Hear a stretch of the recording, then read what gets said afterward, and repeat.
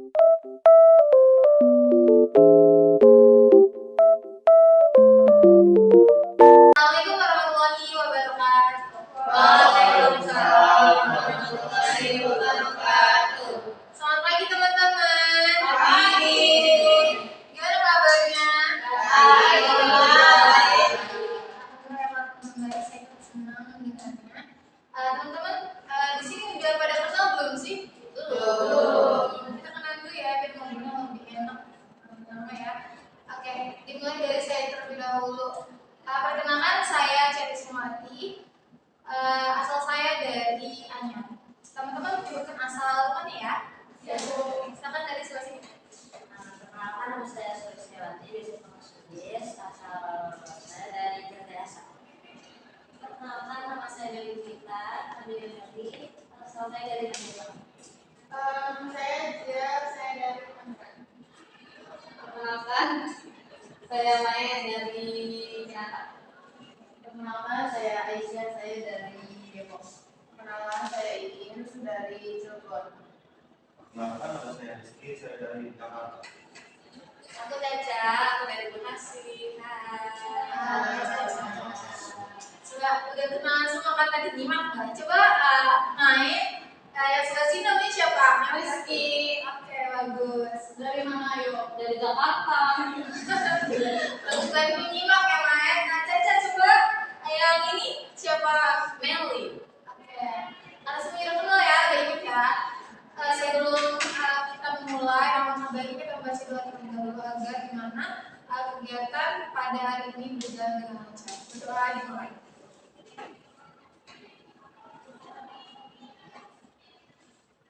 Berdoa selesai. Saya ucapkan terima kasih kepada teman-teman karena telah menyempatkan waktunya untuk mengikuti kegiatan pada hari ini. Teman-teman udah tahu belum sih apa kegiatan yang akan kita lakukan pada hari ini? Belum. Teman-teman, jadi kita itu akan mengadakan kegiatan konseling kelompok. Sebelumnya udah ada yang pernah melakukan konseling kelompok? Belum. Jadi pertama kali ya dengan saya. Iya. Karena teman-teman belum tahu apa itu konseling kelompok, saya jelaskan terlebih dahulu. Jadi konseling kelompok adalah jenis layanan yang ada di dalam bimbingan dan konseling. Yang dimana di dalamnya ada saya sebagai pemimpin kelompok dan teman-teman sebagai anggota kelompok yang memanfaatkan dinamika kelompok. Tujuannya untuk mengentaskan permasalahan yang sedang dihadapi teman-teman yang di dalam anggota kelompok. Di mana juga di dalam bimbingan konseling kelompok juga itu ada asas yang harus dijaga. Yang ini asas kerahasiaan. Karena ini menyangkut permasalahan teman-teman semua, jadi asas kerahasiaan itu harus dipegang teguh oleh kita semua agar permasalahan itu enggak member keluar gitu. Nanti juga kita ada ikat teman-teman. Saya harap teman-teman dapat terbuka, teman-teman dapat mengungkapkan solusi atas permasalahan yang sudah dihadapi oleh teman-teman anggota. Sampai sini ada yang ingin ditanyakan tidak teman-teman?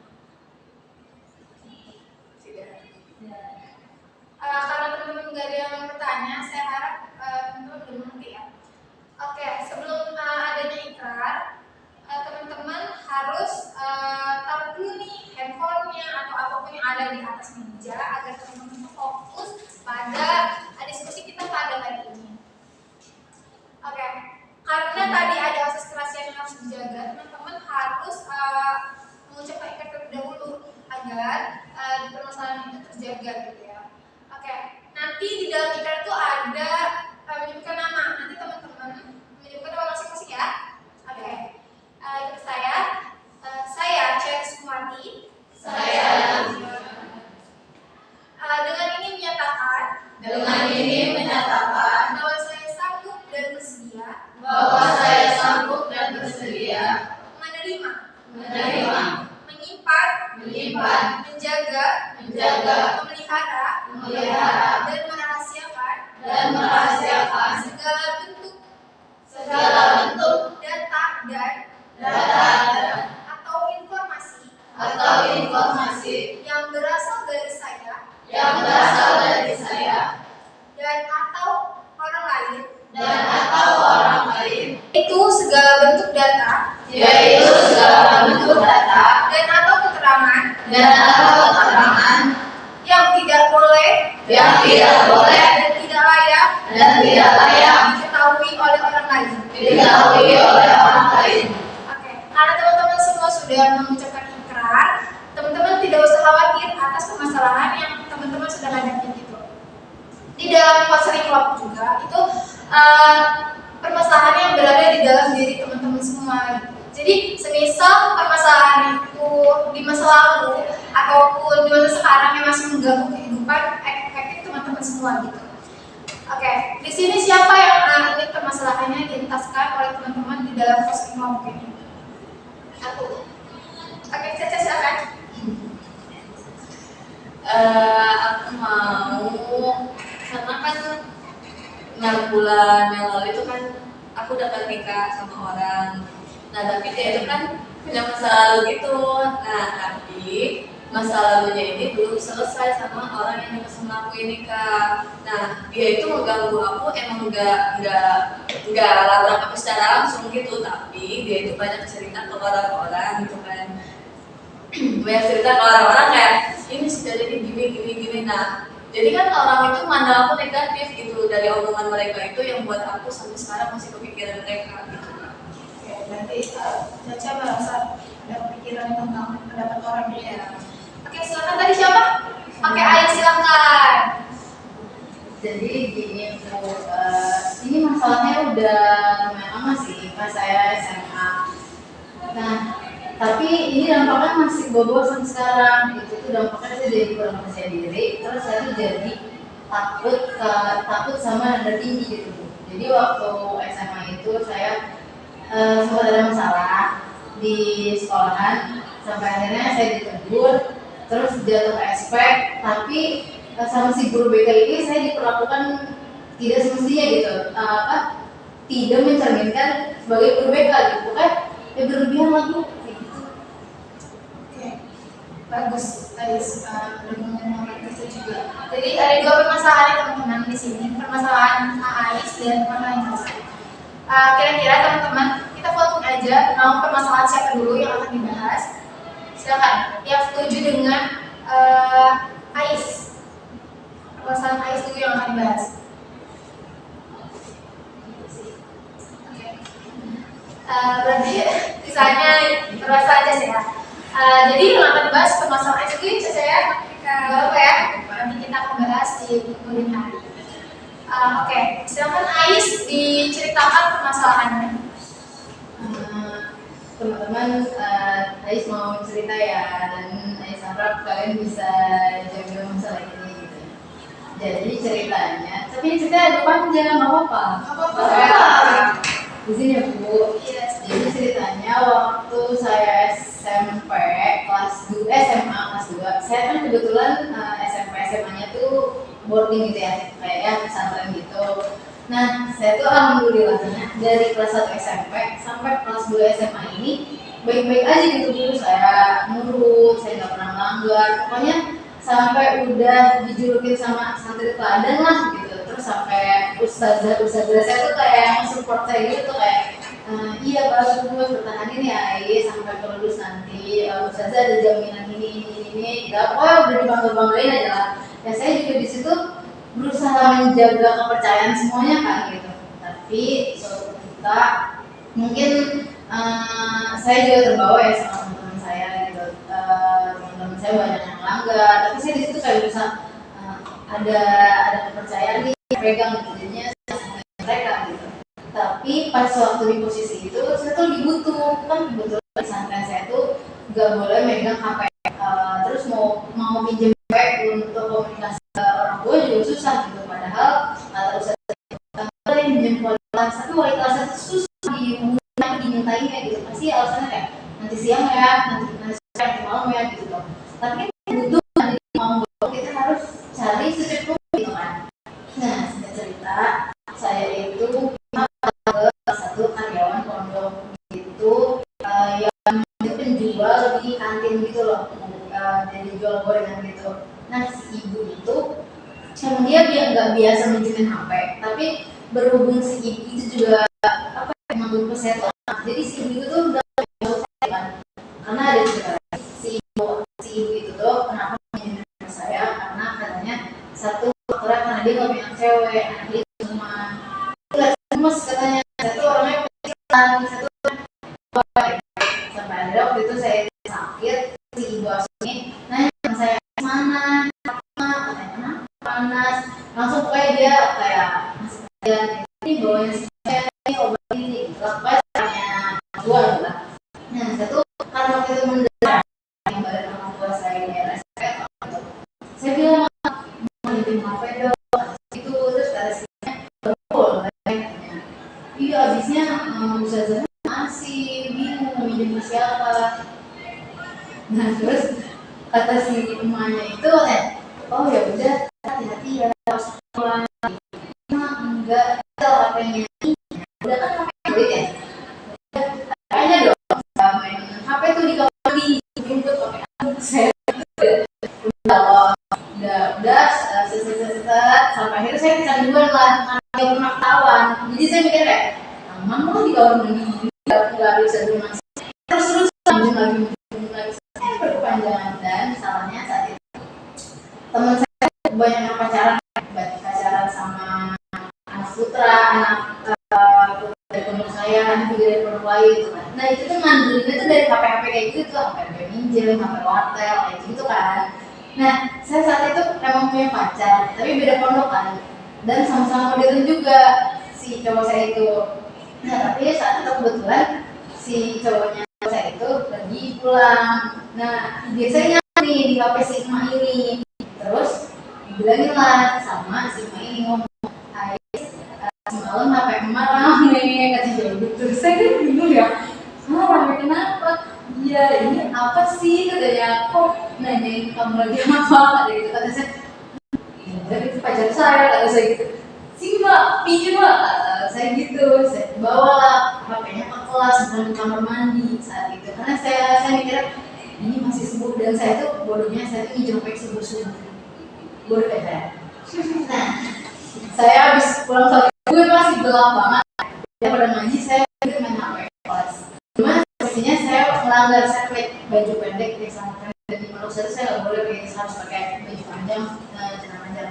Setelah itu saya belum pernah, saya ke kelas, saya ngapel lah, saya teleponan sama pacar saya, seru kan? Nah, dan HP si emak ini lobet ceritanya. Si emak tuh udah ngomong, Ais nih bawa casan, itu lobet takut nanti. Ya mak, aku nyibrit dong langsung bawa susu masuk ya ke kelas.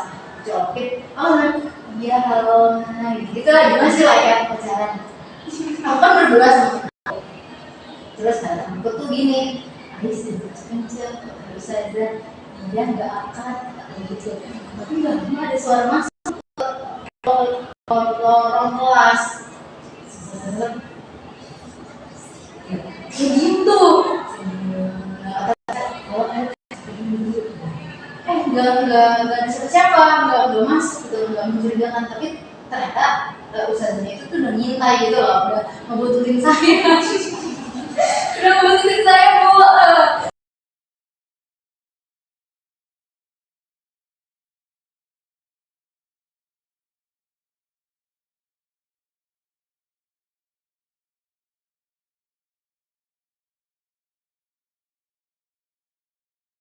Udah itu, nah udah itu pas saya lagi teleponan, kan saya teleponannya nempel ya ke tembok. Udah posisinya HP itu saya lost speaker, terus sama sadar saya langsung dibuka pintunya, sama kan ngomong bicara kayak apa nih gitu, terus HP harus ditarik dulu dari atas. Saya kan langsung deg-degan ya, saya iya ustazah enggak, saya nggak bisa ngelakuin apa-apa dong karena di situ. Dan salahnya saya tuh nge-save nomor cowok saya sebenarnya pakai nama, bisa kayak Alif kayak gitu. Saya terus kata ustazah saya gitu, Alif siapa Alif, terus dia ngomong ke saya Alif katanya Alif nyanyi siapa gitu. Udahlah cerita ustazah saya itu keluar ruangan, kan udah terang, saya udah terang, anggota-anggota saya pada turun, pada mau makan, jajan, mau apa, saya posisinya masih pakai rumah. Keluar, itu diambil kan HP-nya sama casannya. Saya nangis tuh di kelas kayak, aduh gimana, saya nggak mau buku, misalnya punya anggota saya anak baru gitu kan, kasihan, terus malu juga kan saya kan taruh mana gitu kan. Terus dia balik lagi lah, ditanya, Coba angkat nanya itu pas angkat saya baju pendek kan, angkat roknya angkat saya pakai jarak pendek, saya dicubit bu, saya nangis terus kata apa biru, udah saya kan nggak pernah dapat perlakuan kayak gitu kan. Mungkin udah itu ustazah saya bilang ke teman saya yang ngalamin itu, suruh Ais sama temennya saya ke lapangan. Udah itu saya ke lapangan, saya dihukum fisik dulu. Dihukum fisiknya saya suruh ngetrain lapangan 2 bulan sekali. Lari tuh saya lari, udah nggak boleh berhenti, sampai kaki saya pincang-pincang, saya udah lapor, sudah masuk, nggak ada ampunan. Saya udah saya mau sewa untuk lainnya, saya di sidang, jadi itu selesai saya suruh ganti dulu sekolah, kan udah sekolah, sudah itu habis libur dipanggil lagi dan lagi yang namanya mungkin ustazah itu karena saya tahunya baik aja, juga saya main, jadi semua mau kayak gitu tuh sama saya, semua saya bilang ya nggak satu kan, saya tidak pernah udah jadi anak kita gitu, tapi kayak gini saya paham, kayaknya nggak seharusnya terkatakan gitu, udah kata-kata kayak mungkin udah dia begini jelasnya, sampai besokannya saya expect, saya expect satu saya langsung masuk ke buku hitam, yang dimana buku hitam itu ngancem urusan saya kan. Dan yang pasti kalau melanggar itu saya udah pasti pakai kerudung pelanggaran merah, saya udah pasti zuhur, udah pasti dijemur, kalau tulis gede di tengah lapangan kayak saya melanggar disiplin protokolan gitu. Dan dari setelah lagi itu saya suruh terus saya megang kamus, kita harus kamus segitu, 2 tumpuk 5 menit kayak gitu, itu udah termasuk hukuman fisik kan. Saya karena itu jadi saya kaget kalau nangis. Udah itu saya expect, saya posisinya duduknya di lantai, ustazah saya di atas. Nah saya tuh bilang, ustazah pulpennya habis, tintanya. Terus sama ustazah mungkin karena dia sakit hati kali ya, pulpennya dilempar ke kepala saya. Saya sakit hati dong, saya tadinya selama ini dihukum di apa,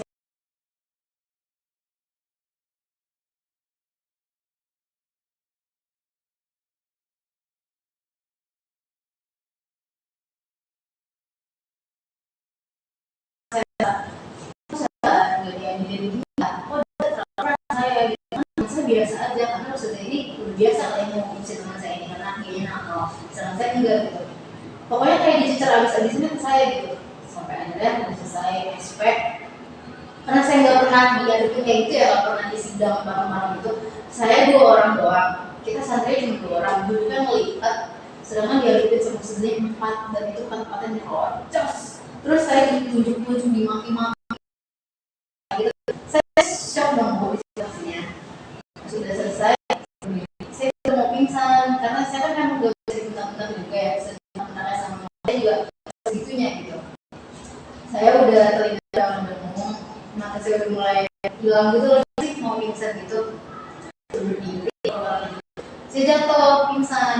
Nah dikirain ustazah saya bohongan kayak, jadi biar aku sih tolongin gitu, kayak gitu kan. Teman saya, enggak ustazah ini beneran pingsan. Ternyata pas saya pingsan, tangan saya semuanya udah dingin, kaki saya udah dingin. Ternyata lama-kelamaan tangan sama kaki saya kaku. Terus saya kejang, sampai akhirnya yang tadinya kejangnya saya cuma kayak merem gitu, kayak ayam gitu loh, gini. Sampai akhirnya mungkin saya tegang loh ya, saya bilang pikiran saya tegang. Terus sampai akhirnya saya kejang itu mulai matanya udah ke atas. Nah, teman saya, ustazah balik gak sih kayak gini? Di situ saya masih nggak peduli, kayak enggak itu biasa aja, udah bawa aja ke kamar kayak gitu. Sedangkan saya posisi udah kaku kan, udah nggak bisa dibawa ke kamar. Sedangkan teman saya sendiri, teman saya marah-marah dong, ustazah coba bantuin dulu, ini teman saya pada gimanain. Ya udah besok panggil aja teman-teman kamu kayak gitu. Akhirnya teman saya minta tolong ke orang yang lewat, panggilin teman-temannya OTAIS gitu kan. Akhirnya bisa dibawa ke kamar, pas dibawa ke kamar saya makin jadi kejamnya. Dan itu posisinya saya kejamnya itu dari maghrib sampai ke jam 9. Itu saya nggak sadar soal. Dan itu teman-teman saya udah kayak udah ya kalau kejam tadi posisinya tangannya lurus aja, jangan dibengkokin karena patah gitu ya. Tapi lama-lama kan mata saya tadi ke atas, yang tadi saya masih rapat, saya masih biasa aja. Kalau kejam jangan sampai gigi kerugian atau atau gimana, sampai akhirnya mungkin jadi saya karena memang itu umur saya juga sadar. Akhirnya teman-teman saya lapor ke Sapam minta tolong, Pak tolong angkutin Ais ke rumah sakit. Oh bisa nih, saya izin dulu sama Ustazah gitu, izin ke Ustazah. Dan Ustazah mungkin karena saya masih bencinya kali ya, jadi kayak biarin aja itu apa kayak gitu, nggak gitu loh, maksudnya sebelumnya juga biasa aja, cuma sekarang dramatis kayak gitu. Mungkin dikira saya bohong kali ya, tapi teman-teman saya udah ngomong sudah bohong sudah tangan gitu, ini temennya nyawa kayak gitu. Udah saya juga ke Sapam, dibawa ke rumah sakit, lalu saya kejang sampai disuntik tenang. Badan saya udah tenang, Ustazahnya nggak mau ngomongin orang tua saya karena takut. Tapi saya nakal, teman saya minjem HP lagi ke Ustazah. Ustazah minjem HP, saya mau ngabarin namanya Ais. Dikabarin, mama saya kaget dong, karena kan saya nggak pernah ngerasain kejam ya. Udah sampai rumah sakit, Ustazah itu bingung katanya. Kan kalau di rumah sakit nggak boleh ada tindakan tanpa tanda tangan keluarga. Sedangkan itu saya ditandatangani sama Ustazah saya itu yang apa, yang manggil saya itu, yang bilang saya itu. Nah saya datang, terus dulu, loh Bu, katanya, dari keluarganya siapa? Saya mau Aisyah. Saya gitu, mana saya? Oh iya Bu, ibu dari mana? Ibu dari keluarga dari siapa? Saya nangis dong, saya udah tidur biasa aja. Tapi bibir saya biru, tangan saya udah pucat, saya udah semua semua. Saya nangis, saya nggak pernah kayak gitu ya. Teman saya, ini taruhannya nyawa, jangan sampai jatuh, itu yang parah gitu. Kamu mau apa ngebayarin semuanya gitu, kamu bisa ganti rugi apa kalau sama anak saya kenapa? Udah akhirnya saya dipulangin, saya pulang dapat jalan panjang sampai akhirnya dibalikin lagi ke pondok dan kali itu lagi karena Ustazahnya itu merasa belum puas kali ya, keluar gitu. Dia sesak rasanya lemah gitu kan.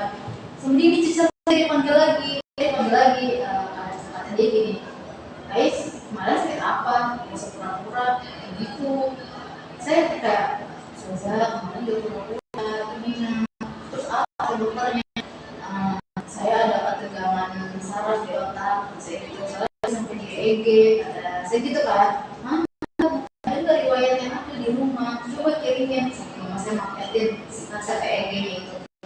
Saya setelin sana di depan pimpinannya, emang bisa ngerti? Saya gitu. Udah, cocok. Terus si Ustazahnya ini, si Ustazah sama ini karena masih dongkol sama saya didetak lagi. Kata dia gitu, kamu gak usah deh jadi sampai gitu aja, langsung maju, gitu aja langsung maju. Mau jadi apa kamu? Gimana mau jadi yang sukses, kayak gimana kalau mau jadi sukses, kalau apa-apa kamu ngadu ke orang tua. Sedangkan itu kan saya nggak bisa saya nanganin sendiri. Udah saya ke kamar karena saya beban lah, banyak pikiran, banyak tugas, banyak hafalan kan.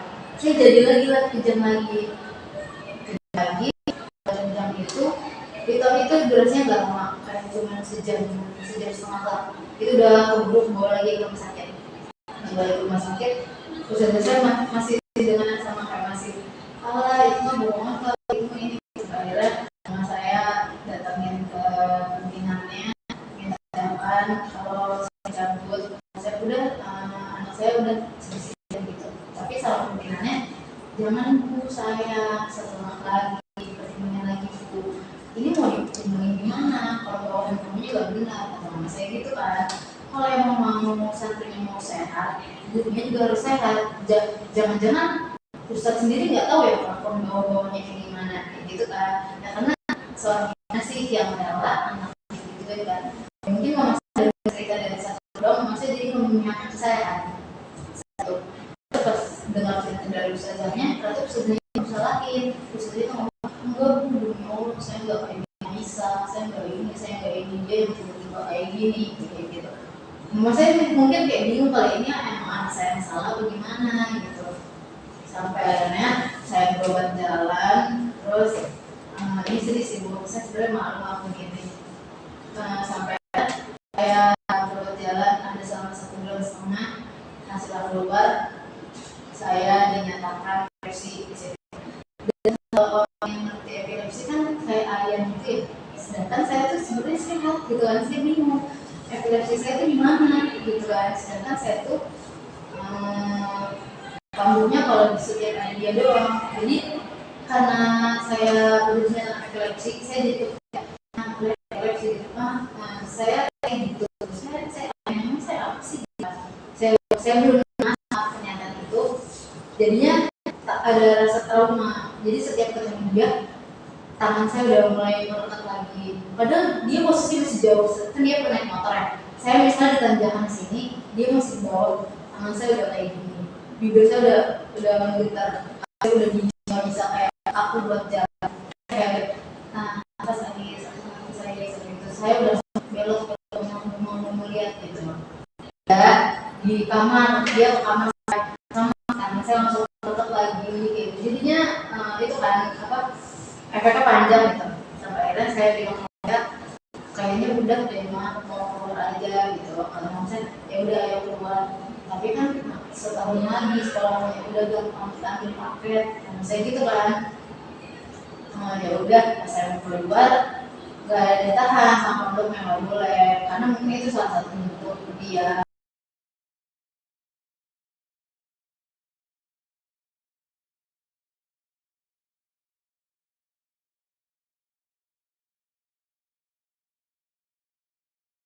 Dia datangin saya ke kamar, mungkin dia mau kontrol kamar kali ya, karena saya udah saking kayak udah benci gitu kan. Saya yang awalnya masih menghormatin dia, tapi karena makin sini kelakuan dia kayak kok saya ditindas sih gitu tuh.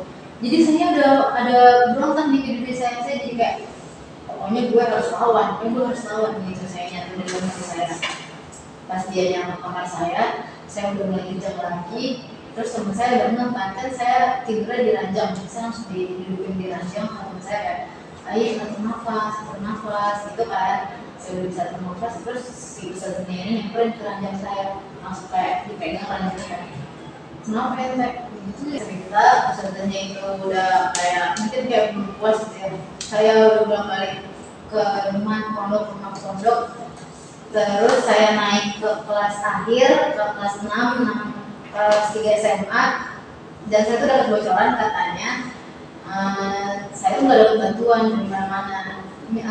Maksudnya tuh kan rapat kelulusan gitu loh. Nah si rapat kelulusan ini kan di setiap anak tuh pasti ada apa ya? Kalau kita mah ada tiket emasnya gitu loh, entah dari wali kelas, entah dari ustazah asistensinya gitu kan. Nah begitu banyak yang jadi tiket emas itu banyak gitu kan. Nah, karena saat itu sayanya udah hancur banget ya, udah acak-acakan, saya udah nakal gitu. Jadinya udah gak ada yang menolong saya waktu itu. Jadinya pas ketuk palu, pas saya ditanya, ini Aisyah dilulusin nggak? Gitu kan. Ya nggak tahu lagi persiapan gimana yang dilulusin, tapi nggak ada yang menolong karena semuanya mungkin merasa kecewa kali ya sama saya saat itu. Udah terus saya dapat bocoran. Dan itu posisinya kan kalau di pondok itu ada namanya jabatan ya. Kalau dari kelas 2 SMA sama kelas 3 SMA itu kita megang jabatan kan, kayak OSIS gitu. Nah kebetulan waktu itu jabatan saya ada di pramuka. Saya sebagai paskibra waktu itu. Kan segitu bagian paskibra terhormat ya. Saya punya anggota baru. Saya waktu itu wakil ketua paskibra, saya waktu itu megang divisi wartel, saya waktu itu megang divisi barengan sama fashion shop. Pokoknya karena saya waktu itu dinilainya baik, jadi saya megang banyak jabatan waktu itu. Tapi setelah tahu permasalahan itu semuanya, 4 jabatan saya dicabut semua, 4 divisi saya dicabut semua. Terus dari situ kita di rolling jabatan. Karena mungkin tujuan ustazah itu supaya saya jerak, supaya saya jatuh gitu kan. Tapi mungkin biar gak keserian akhirnya di rolling satu angkatan. Jadi yang kena imbasnya satu angkatan itu. Akhirnya rolling jabatan dan saya ditempatin di jabatan kebersihan. Yang dimana kebersihan itu paling bawah. Tapi di angkatan-angkatan sebelumnya kebersihan itu paling akhir banget, paling disepelein juga, paling berat juga tugasnya. Tapi karena ustazah itu gak nerima gitu ya, supaya saya lebih tersiksa lagi mungkin ya, dari situ bikin surat keputusan lagi kalau bagian kebersihan itu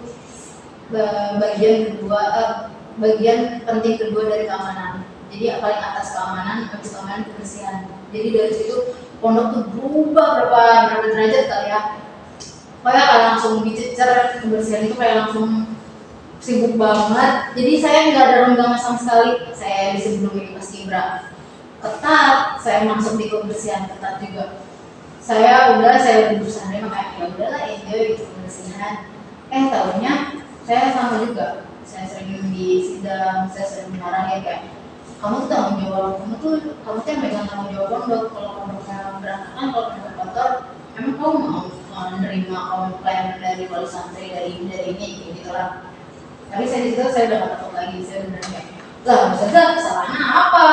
Kan udah menyelesaikan itu tugas, ya itu masih saya salah anggotanya lah. Saya kan udah bersih, saya udah berani ngomong di situ posisinya. Saya udah gak ajak-ajak lagi. Tapi setiap kali saya dengar bentakan gitu, kayak suara-suara nada tinggi gitu, saya suka kadang-kadang kaku tangannya, tapi nggak sekaku itu. Karena kan waktu saya berobat di dokter saraf ini, saya dikasih pegangan lah gitu. Pokoknya kalau kamu udah merasa hati kamu terdebar, jantung kamu udah terdebar, pikiran kamu udah kemana-mana, kamu langsung atur nafas. Karena kuncinya sebenarnya di situ. Terus kamu langsung kayak relaksasi, kamu kayak langsung mikirin apapun itu hal kesenangan yang kamu suka gitu kan, supaya kamu tuh nggak ingat sama orang itu gitu. Kalau bisa kamu jauh-jauh deh sama orang-orang yang bisa bikin kamu sakit, kata-kata saya gitu. Ya udah di situ karena saya udah lama gitu, jarak tuh udah lebih dari 6 bulan kayaknya. Jadi saya udah damai sama penyakit saya ya. Jadi saya kayak biasa aja, tapi ya sesekali saya masih gitu. Sampai akhirnya saya lulus dengan nilai yang paling rendah. Terus posisinya pas saya lulus itu saya nggak didampingin sama orang tua saya, karena orang tua saya kayak pergi ngaji saat itu. Tapi sama aja masih diperlakukan seperti itu. Terus sih teman-teman, jadi saya ada rasa trauma juga gitu proses ini. Oke, sekarang teman-teman diberikan solusi pendapatnya tentang masalah nangis. Oh ya, mungkin masukan dari akunya, karena kan tadi udah ada dari Kak Meli juga, buat kali sekarang jaga diri aja gitu kan, jaga kesehatan. Kan Kak Ais juga udah bisa cara menangani kejamnya itu gitu kan. Buat sekarang ya udah Kak Ais ya udah jaga diri aja, nggak usah capek-capek. Udah. Satu lagi dong, sama ya benar, jauhi lingkungan yang buat kejamnya itu jadi lagi. Soalnya kan itu bahaya ya, karena kan kita tahu berdasarkan kejamnya itu apa. Jadi pokoknya sekarang dekati lingkungan yang menurut KS-nya positif. Semangat ya Ais. Dari tadi solusi dan masukan dari teman-teman, kira-kira apa nih yang akan Ais lakukan ke depannya? Ya yang udah pasti sih ya harus kita menempatkan diri, ya harus ngejauhin orang-orang yang keras gitu. Ya saya juga bakal jadi diri itu keras. Oke, karena Ais sudah tahu solusi apa yang akan Ais lakukan, jadi permasalahan Ais udah dituntaskan ya. Ais juga udah merasa lega belum Ais? Udah, terima kasih Bu teman-teman. Semangat ya Ais. Dan tadi ada satu permasalahan lagi yang belum dituntaskan, yaitu permasalahan cacat. Kira-kira teman-teman kapan nih waktu yang tepat untuk membahas permasalahan yang cacat? Minggu depan kayaknya. Minggu depan. Yang lain gimana Rizky? Iin juga. Setuju ya? Oke, kita minggu depan akan melaksanakan kembali konseling kelompok. Terima kasih teman-teman atas waktunya, terima kasih atas solusi dan masukannya, dan semangat untuk semuanya untuk pelajaran kali ini. Karena kita mulai dengan doa, kita akhiri dengan doa kembali ya. Berdoa dimulai. Berdoa selesai. Oke, saya ucapkan terima kasih kembali nih kepada teman-teman. Sekian untuk hari ini. Wassalamualaikum